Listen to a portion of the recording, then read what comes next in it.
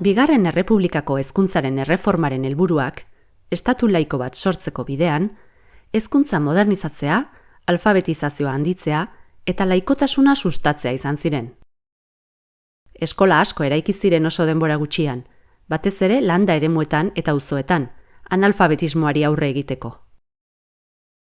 Euskal Herrian, herritarren 122ak ez zekien irakurtzen ez da idazten ere.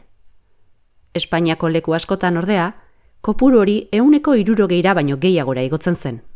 Eskolara aldanean, soloan egin behar zitten zen orduen.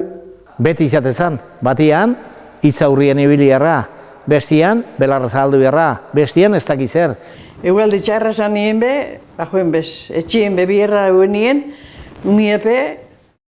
Bigarren Errepublikak, Eliza Katolikoak hezkuntzan zuen kontrolarekin bukatu nahi zuen, eta aldarrikatu zenean, berehala eman zuen eskola publikoetatik gurutzeak kentzeko agindua.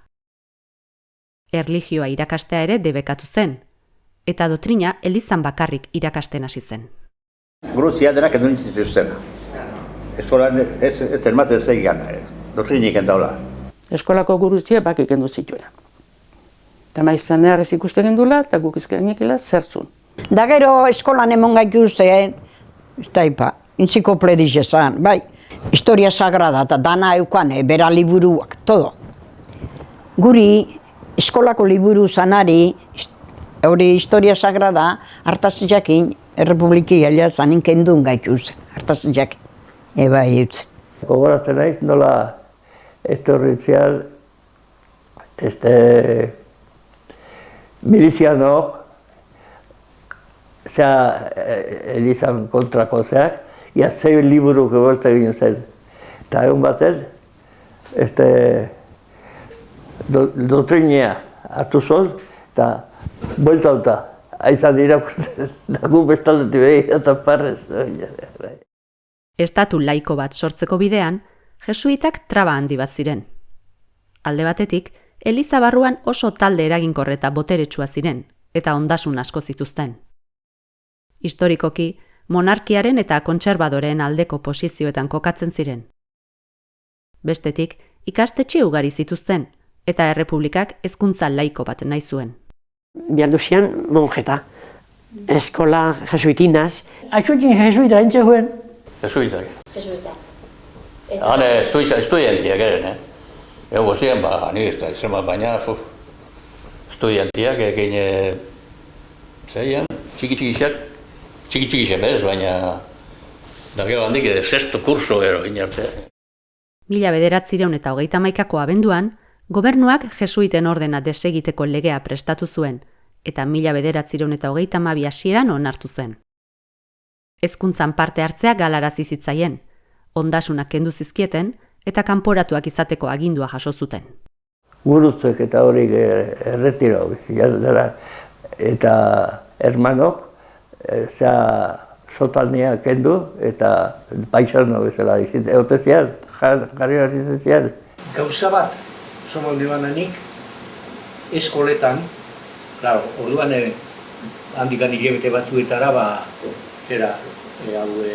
religioa eta zertzen zian. Lehenago Elizia zan estaduan gehien haintze bana. Hay separación de la Iglesia y del Estado. Zeben, da, religio zuen eskoletan religio zuek aizano. Osea, be, soltana ekan da eta ibili bihar izaten zian. Da, egon zan pugna bat, eskuelas publikas esateak jakuin egin da, eskola religio zuen artian, erakusten zaitu zian danak, guri ondo etorriak. 1876an, Francisco Giner de los Ríos pedagogoak irakaskuntza erakunde askea izeneko pedagogia mota bat sortu zuen.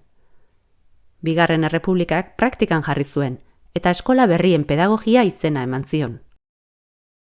Hezkuntza politika berri honen ekarpen nagusiak, eskola publikoa eta laikoa, koedukazioa, metodologia berritzaileak eta irakasleen prestakuntza humanista eta etikoa izan ziren. Bigarren Errepublikako hezkuntzako proiektu oso garrantzitsu bat, Misiones Pedagogikas izenekoa izan zen. Helburua, hezkuntza eta kultura Espainiako landa eremuetara eramatea zen, analfabetismo handien zegoen lekuetara alegia.